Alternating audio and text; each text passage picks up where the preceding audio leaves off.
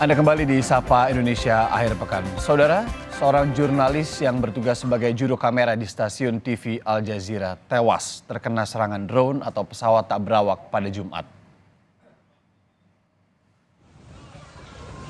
Jurnalis Al Jazeera bernama Samer Abu Daka tewas terkena serangan drone Jumat kemarin saat melaporkan peristiwa pengeboman yang terjadi sebelumnya di sekolah Farhana di daerah Khan Yunis, Gaza Selatan.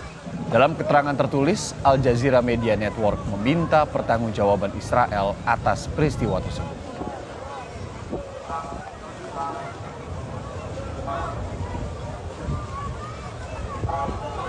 Rekan sesama jurnalis Al Jazeera, Wael Al-Dahduh yang meliput di Gaza selama konflik Israel-Hamas memberikan penghormatan terakhir kepada jenazah juru kamera Al Jazeera.